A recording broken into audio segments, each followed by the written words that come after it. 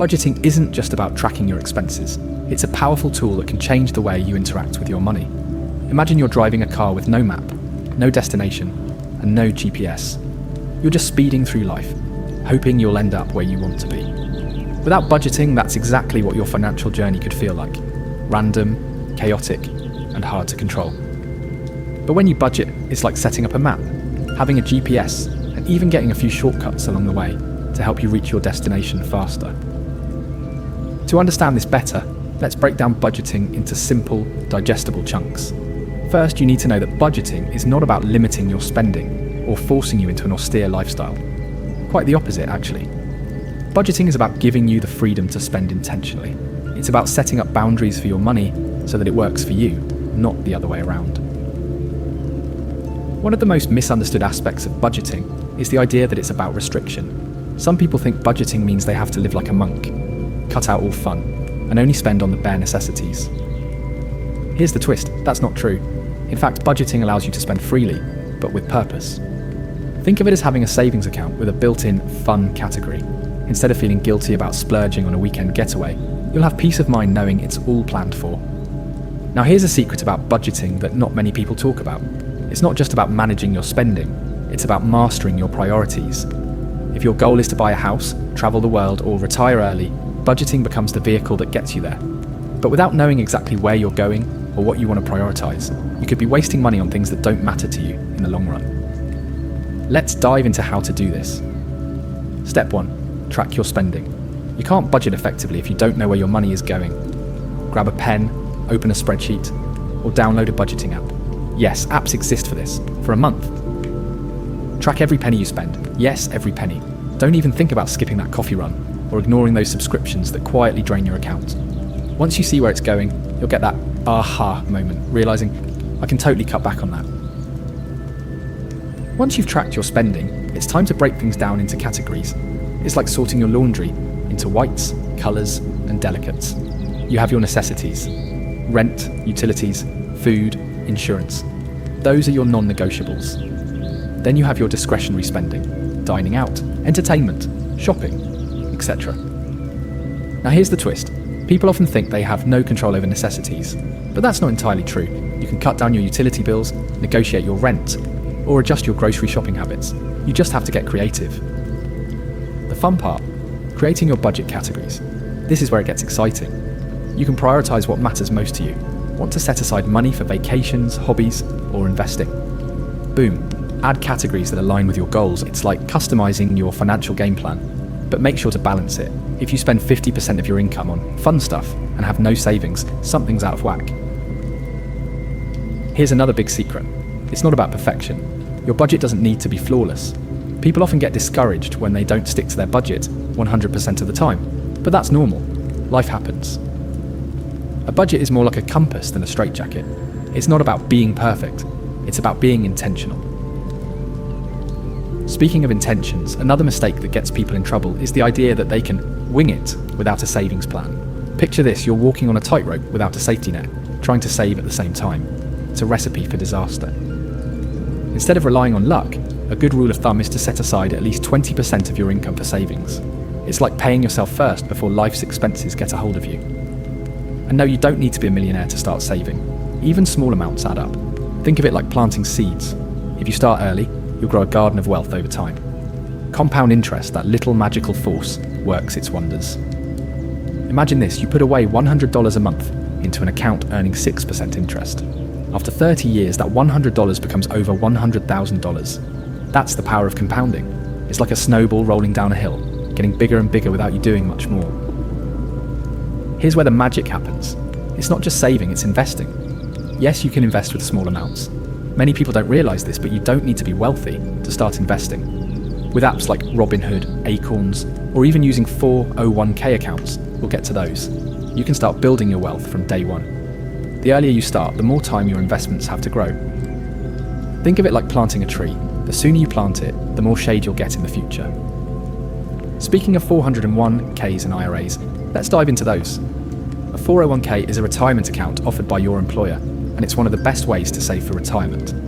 Why? Because employers often match your contributions. It's like free money raining down from the heavens.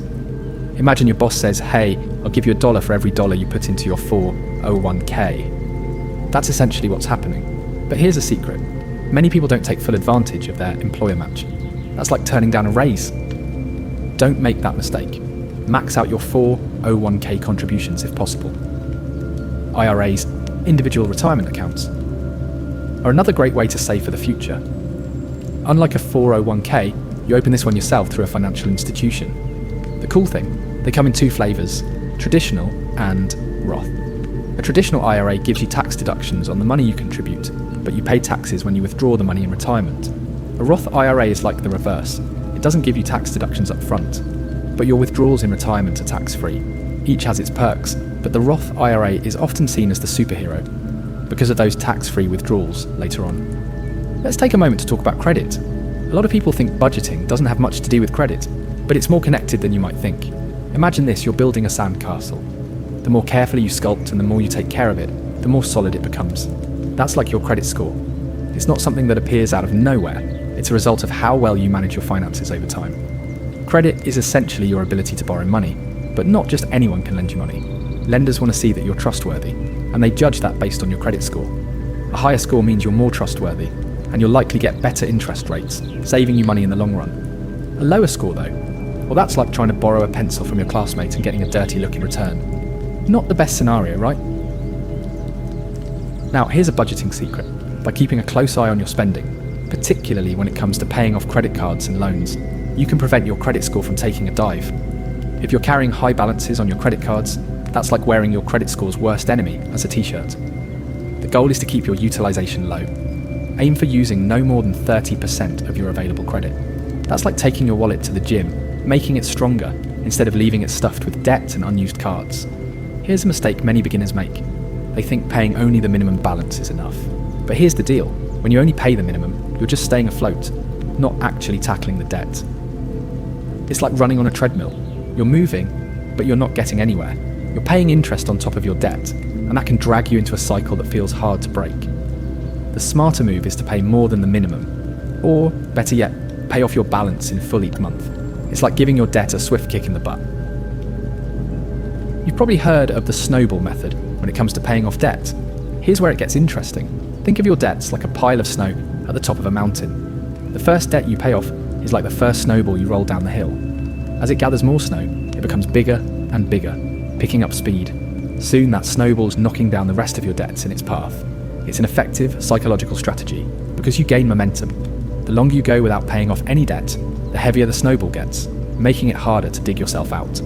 Now let's talk about one of the most underrated concepts in budgeting, the emergency fund. Everyone's favourite topic, right? But here's the thing. Without an emergency fund, you're essentially walking around with a financial grenade in your back pocket.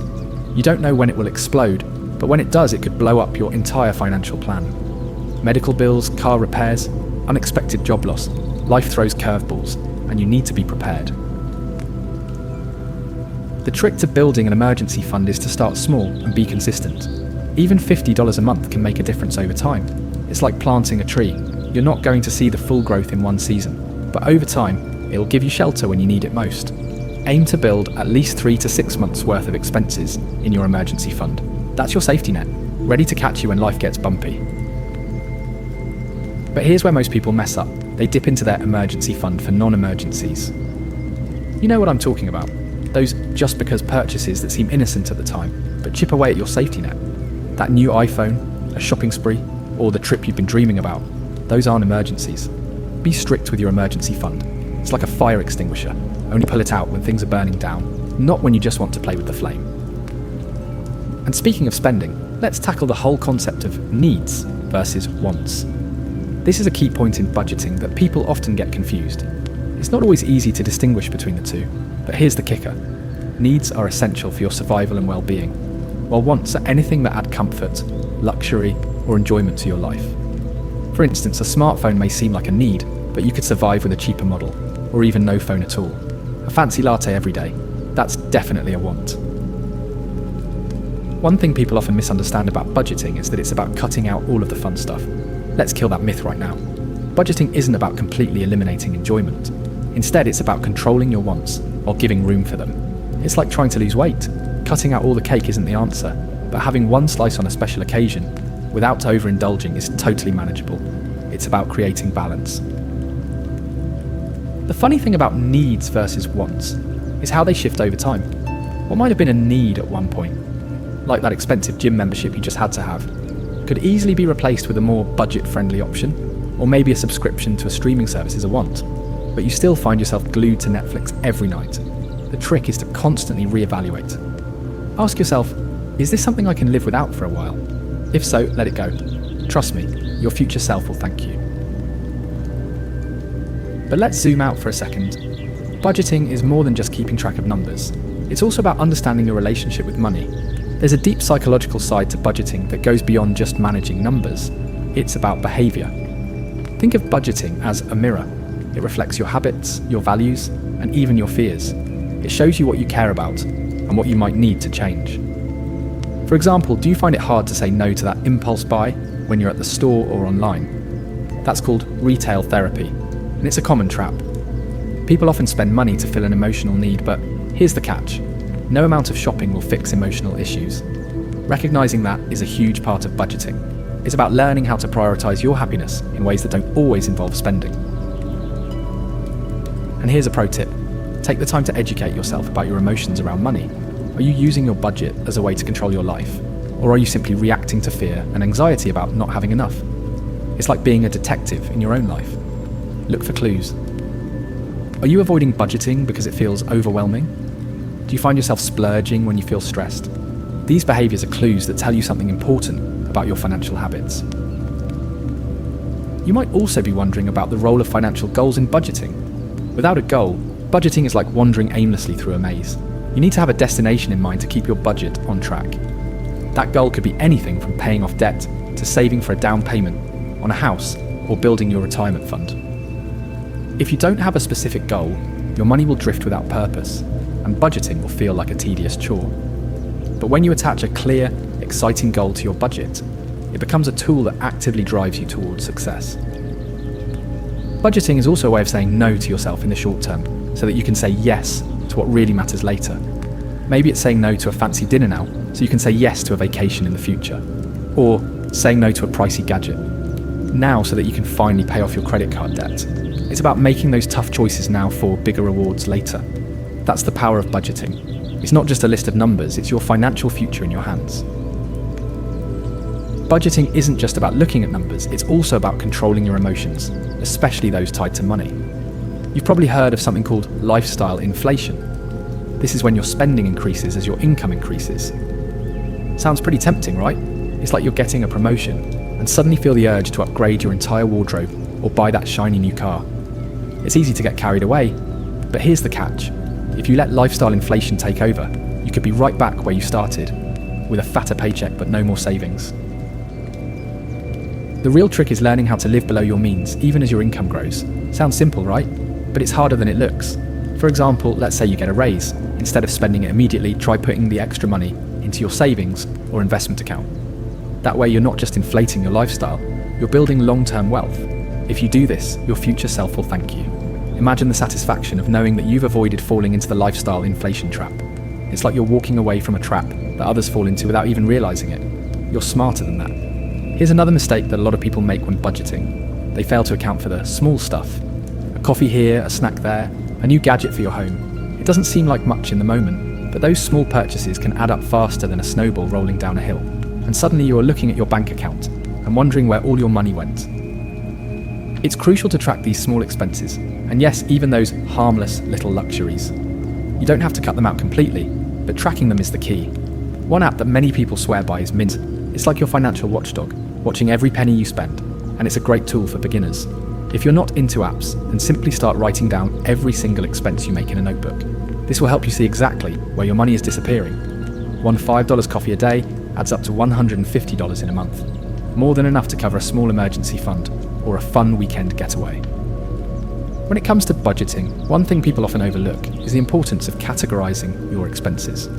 If you're not categorizing your spending, it's like throwing your laundry into a pile without sorting colors. You'll never know if something is a necessity or a waste, and you risk making mistakes along the way. So separate your expenses into different categories. Necessities, like rent or food. wants like entertainment or dining out, and savings or investments. By organising this, you can spot areas where you're overspending and start making changes that will have a real impact. And speaking of making changes, let's talk about the budgeting method that's often regarded as the golden child, the 50-30-20 rule. It's simple, straightforward, and effective. The 50-30-20 rule splits your income into 3 parts: 50% for needs, housing, bills, food; 30% for wants, fun, entertainment, dining out; and 20% for savings and debt repayment. Sounds like a solid framework, right? It works for most people, especially when they're just starting out with budgeting. But here's the real secret. This rule can be flexible, depending on your goals and situation.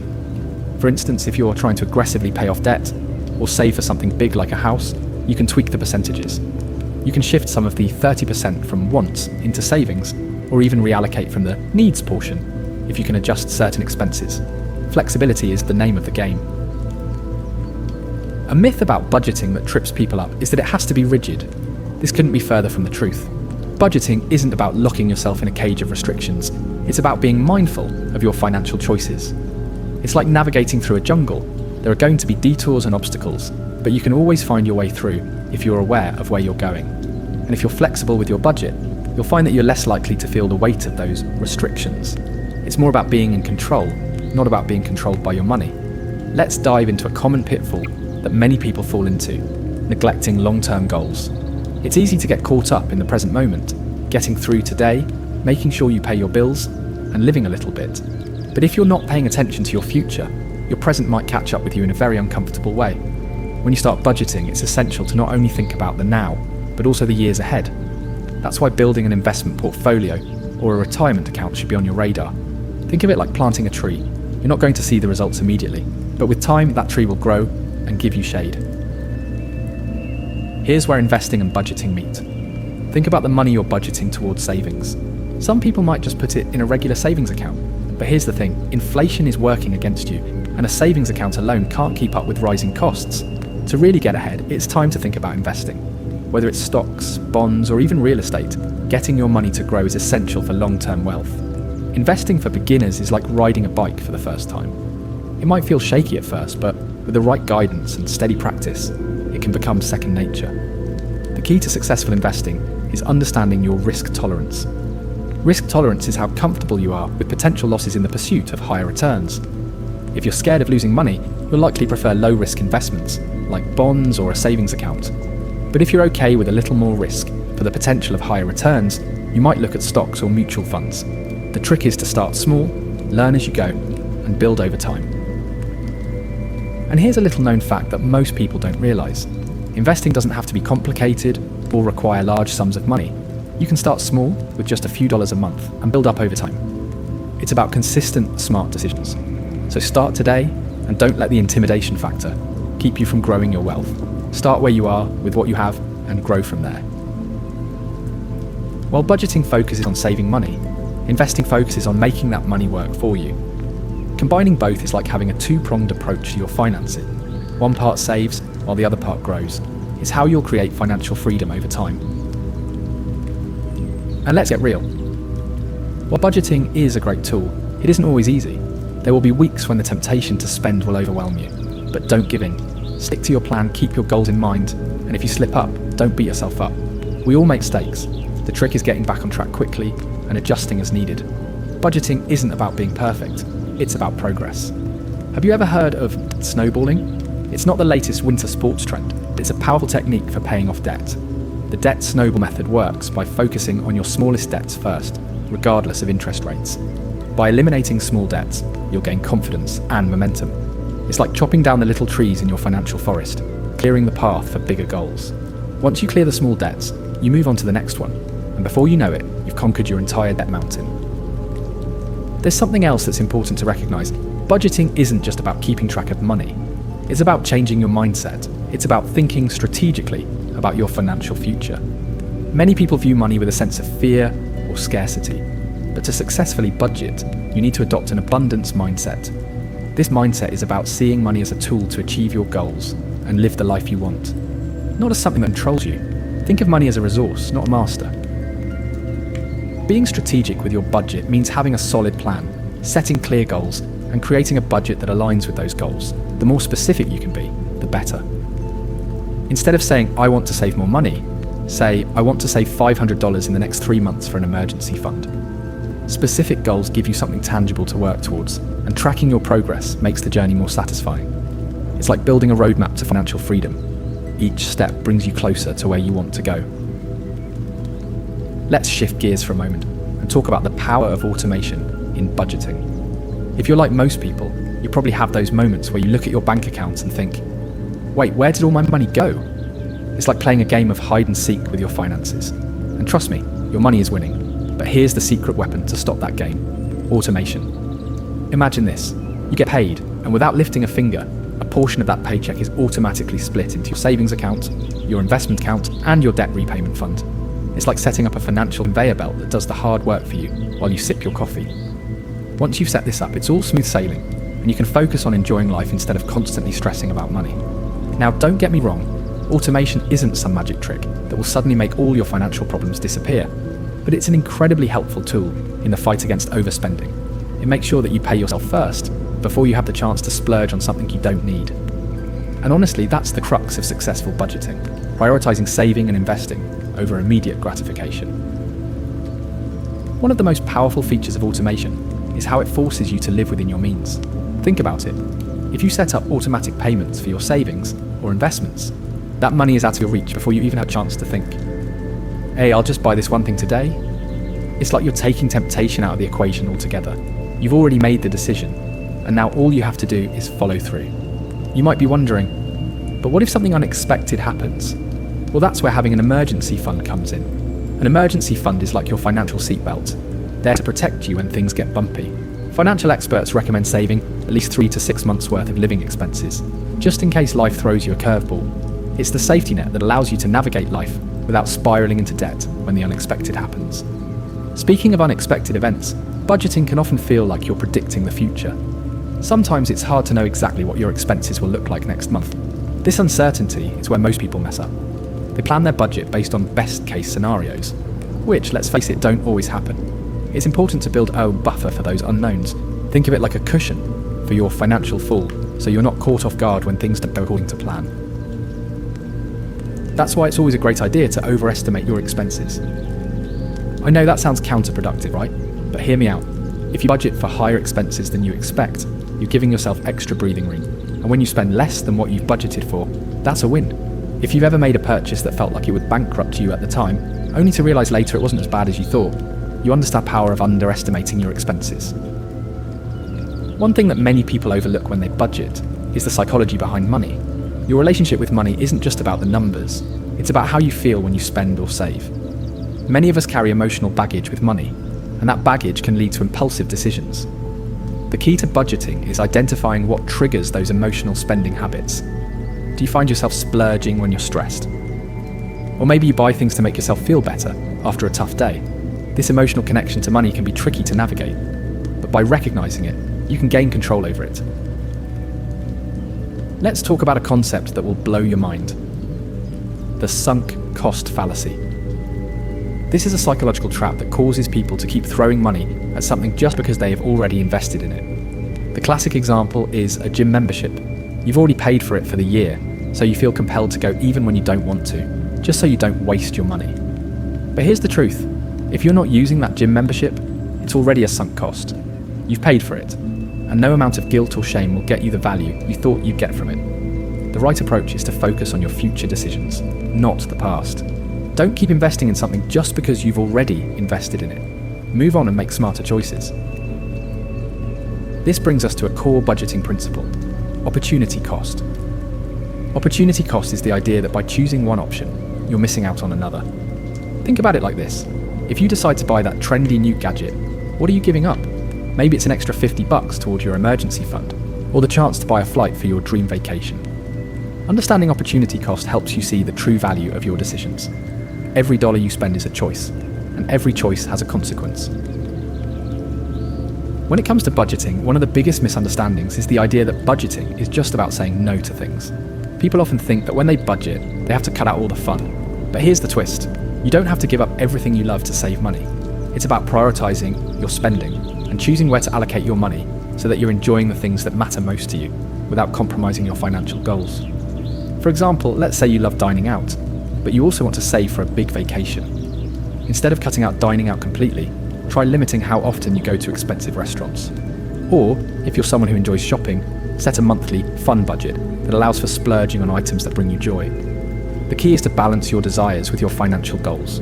Budgeting isn't about deprivation. It's about making smarter, more intentional decisions. One of the biggest mistakes people make when budgeting is not factoring in irregular or seasonal expenses. These are the ones that don't happen every month, like birthday gifts, holidays, or car maintenance. It's easy to forget about these costs when you're making a budget, but they can hit you hard if you're not prepared for them. The best way to handle these is to set aside a small amount of money each month for these unexpected expenses. That way, when they come up, you won't have to scramble or dip into your emergency fund. If you're wondering how to balance everything and make it all work, remember this: budgeting is a living document. Your budget should be flexible, adjusting as your life circumstances change.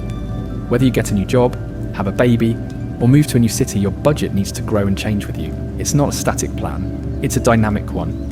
As you hit your goals and as your income fluctuates, you'll need to tweak things along the way.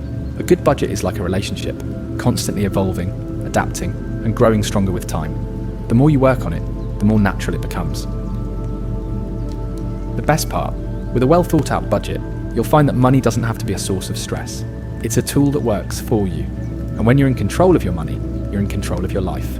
Let's take a deeper dive into something that may not sound glamorous, but is absolutely essential to solid budgeting: tracking your expenses. Yes, this is the part where you need to put on your detective hat and start investigating every penny that leaves your bank account. I know it sounds tedious, but trust me, it's a game changer. Think of tracking your expenses like keeping a scorecard in a sport. You wouldn't go into a game without knowing the score, right? Similarly, if you don't track your expenses, how will you know if you're winning or losing in the financial game? And here's the kicker: most people have no idea where their money is going. In fact, a study found that 60% of people don't even know how much they spend on coffee every month. Coffee. But here's the secret: tracking your expenses isn't just about seeing where your money goes, it's about gaining insight into your habits. For example, let's say you spend $50 a week on dining out. That doesn't seem like much, right? But in a month, that's $200. And in a year, that's $2,400. Now imagine you could redirect that money towards something more important, like paying off a credit card or adding to your investment fund. That's the power of awareness. Now the key here is to track your expenses in a way that's sustainable. If you try to write down every single purchase by hand in a notebook, chances are you'll quit within the first week. So how do you make it easier? Use apps. There are a ton of budgeting apps out there that can automatically track your spending, categorize your purchases, and even provide you with insights into where your money is going. Think of them like a financial assistant, always by your side, keeping you on track. Apps like Mint or YNAB, You Need a Budget, are just a few examples. These apps take all the guesswork out of budgeting, allowing you to focus on the bigger picture. But what about those sneaky, small expenses that can eat up your budget without you even realizing it? Things like subscription services, memberships, or even random one-off purchases. They're like the financial equivalent of getting nickeled and dimed. For instance, those $5 daily coffees add up fast, or maybe you're paying for a gym membership you haven't used in months. Tracking these expenses lets you see the hidden costs you might not even realize you're paying. Once you see them laid out in front of you, it's a lot easier to make adjustments. Speaking of hidden expenses, have you ever heard of the latte factor? It's a term coined by financial expert David Bach. The idea is that small regular purchases, like your daily latte, can add up to a huge chunk of your budget over time. But here's the twist: this doesn't mean you have to give up your morning coffee. Instead, it's about being mindful of your spending and making sure that those small purchases align with your values and goals. Do you really need the latte every day, or could you make it at home? And if you love going out for coffee, could you cut back and save a little for something bigger, like a weekend getaway or a new gadget? Here's another budgeting hack that many people miss. Pay attention to your cash flow. Cash flow isn't just a fancy business term, it's actually one of the most important aspects of personal finance. Cash flow is simply the movement of money in and out of your budget. When your income exceeds your expenses, you've got positive cash flow. But when your expenses exceed your income, you're in negative cash flow territory. Think of it like water flowing through a pipe. If the pipe is leaking more than it can hold, you've got a problem. Keeping track of your cash flow will help you spot leaks in your financial system before they get out of hand. Now let's talk about a major hurdle that most people face when budgeting: debt. Debt is like an anchor, holding you back from reaching your financial goals. But fear not, paying off debt is absolutely possible, and it doesn't have to feel like a never-ending uphill battle. The key is to develop a strategy that works for you. One popular method is the debt snowball approach, which involves paying off your smallest debt first while making minimum payments on others. Once the smallest debt is paid off, you roll the money you were using for that debt into the next smallest debt, creating a snowball effect. Another approach is the debt avalanche, where you focus on paying off the highest interest debt first. Both methods work, but it's about finding which strategy keeps you motivated and on track. It's worth noting that not all debt is created equal. There's good debt and there's bad debt. Good debt might sound like an oxymoron, but it's true. Good debt includes things like student loans or mortgages that help you build long-term wealth. On the other hand, bad debt usually refers to things like credit card debt that pile up due to high interest rates and don't contribute to your financial future. If you're swimming in bad debt, it's time to reevaluate how you're spending. It's hard to build wealth when you're drowning in high interest payments. Now let's talk about a budgeting strategy that many people overlook, and that's setting financial goals. You wouldn't take a road trip without a map, right? The same goes for your finances. Goals give you something to strive toward and help you stay on track when temptation strikes. Whether it's paying off a credit card, saving for a down payment on a house, or building an emergency fund, your financial goals serve as the why behind your budgeting decisions. Without goals, your budget is just a bunch of numbers on a page, but when you connect those numbers to your dreams, budgeting becomes a powerful tool for transforming your life. Now, setting goals is only half the battle. You also need to break them down into actionable steps. You wouldn't try to eat an entire pizza in one bite, right? Similarly, you can't achieve your financial goals all at once.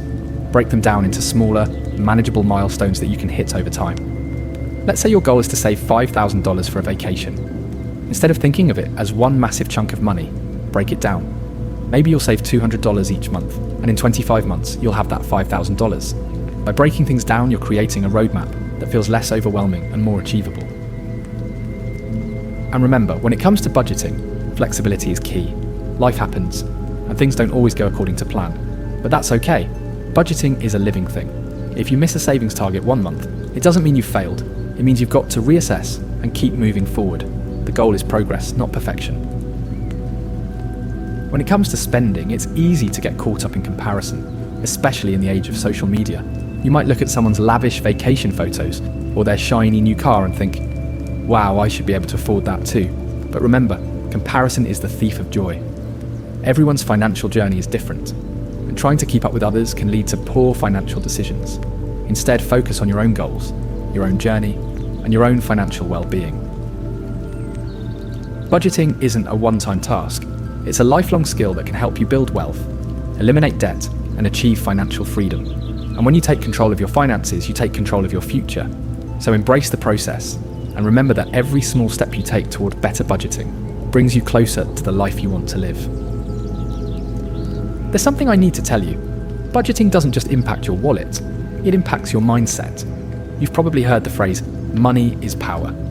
But I'd argue that knowledge about money is even more powerful. The more you know about budgeting, the more control you'll have over your finances, and the less likely you'll feel like you're drowning in debt, living paycheck to paycheck, or just trying to keep your head above water. When you manage your money well, you're essentially becoming the CEO of your life. Here's where it gets interesting. Let's talk about something that is completely misunderstood by most people when it comes to budgeting: the mindset shift from scarcity to abundance. You may think of budgeting as a never-ending series of restrictions. I can't spend on this, I can't buy that. But in reality, budgeting gives you more freedom, not less. It's like having a roadmap for your financial journey. Once you know where you're going, the journey becomes clearer and more enjoyable. Let's use an analogy. Imagine you're about to set out on a road trip. If you're just driving around with no clear destination, you're wasting gas, time, and energy. You might go around in circles, not even realizing you're lost. But once you have a clear route to your destination, you're more efficient. You save gas, and you get to your destination without a bunch of unnecessary detours. That's what budgeting does. It's your roadmap for financial success. It's not about restricting yourself. It's about making sure you're spending your resources on the things that matter most to you. Now, when you budget, you actually create a cash cushion for yourself. This is something few people realize until they're in a financial crunch. Budgeting isn't just about cutting back. It's about building financial security. Having that cushion can be as comforting as a cozy blanket on a cold day. It allows you to breathe a little easier, knowing you have funds to fall back on if an emergency arises, but it doesn't stop there. When you take control of your finances through budgeting, you're positioning yourself to build wealth in the long run. A well-budgeted life is a life that can accumulate assets, whether it's a home, investments, or even just a bigger savings account. But let's face it, budgeting isn't always as fun as spending money. You may be thinking, yeah, it's great to save and have security, but I want to enjoy life now. I hear you want to live in the moment, and that's totally understandable. So here's a budgeting hack that can make it easier to strike that balance. The fun money envelope. This is a concept borrowed from the envelope system, a cash-based budgeting strategy popularised by financial expert Dave Ramsey. The idea is simple. Allocate a specific amount of money each month for fun spending. This can include things like eating out, going to the movies, or any other non-essential indulgence that makes life enjoyable. Here's the trick. Once that envelope is empty, you're done. No more fun money until the next month. This gives you a fun budget without going overboard and feeling guilty later. You get to enjoy life now without derailing your long-term financial goals. This is the perfect way to keep the fun and responsibility in harmony. But here's where it gets a little tricky. Many people don't truly understand the value of delayed gratification. We live in an age of instant everything. Instant food, instant entertainment, instant shopping. But when it comes to budgeting, delayed gratification is your secret weapon. It's about choosing to spend money on things that matter in the long term instead of spending it all now. Take for instance the concept of saving for a vacation, instead of blowing money on a weekend getaway to a touristy spot you don't really care about. It's about thinking long term. People who successfully budget for the future don't let the fleeting temptations of now cloud their vision. They delay instant gratification, knowing that the rewards down the road will be so much better. For example, investing in your 401k now means enjoying financial freedom later, while buying unnecessary gadgets today might make you happy in the moment, but could leave you struggling later. Now let's dig into a huge mistake many people make when it comes to budgeting, not factoring in emergencies or unexpected expenses. Here's the thing, life is unpredictable. Your car might break down, your plumbing could burst, or your roof could spring a leak. These things don't show up on your regular bills, but they happen, guaranteed. That's why building an emergency fund is non-negotiable. Ideally, you should aim to save 3-6 months worth of living expenses in an easily accessible account. This gives you peace of mind knowing that when something unexpected comes up, you're not scrambling to figure out how to pay for it. But, and this is a big but, many people believe they have to wait until they're debt-free to start saving for emergencies. That's a myth. It's crucial to save for an emergency fund, even while you're still tackling debt. Think of it this way. If you're trying to lose weight but refuse to eat any food at all because you want to be perfect, you'll eventually crash and burn. Saving for an emergency fund is like giving yourself a small but steady meal to keep you going while you focus on your bigger goal, getting rid of debt. By the way, having an emergency fund isn't just about having the money to cover unforeseen events. It's about building resilience. It makes you less dependent on credit cards, loans, and high-interest debts when things go wrong. You're essentially training yourself to be financially self-sufficient, which is the ultimate form of financial freedom. At this point, you're probably thinking, okay, I've tracked my expenses, built my emergency fund, and I'm ready to move forward. But what about building wealth? Ah, the fun part. Wealth building is where budgeting really starts to show its power. It's about taking what you're saving and investing it in things that will appreciate over time. We're talking about investing in stocks, bonds, real estate, or even starting your own business. This is where the magic happens, because your money starts to work for you instead of you working for your money. But let's not get ahead of ourselves. Investing isn't just about throwing money into a stock or a bond and hoping for the best. To truly build wealth, you need to understand how different investment vehicles work. You don't need to be an expert, but a basic understanding of things like stocks, mutual funds, and retirement accounts, like IRAs or 401ks, will give you an edge. It's about starting small and learning as you go. Think of it as planting seeds. Over time, those seeds will grow into something much bigger. There's a famous quote from Warren Buffett that perfectly captures the essence of investing. The stock market is a device for transferring money from the impatient to the patient. This means that just like budgeting, building wealth takes time. It's about being consistent, staying the course, and having faith that your investments will pay off over time. And here's another secret. You don't need to be rich to start investing. You just need to start.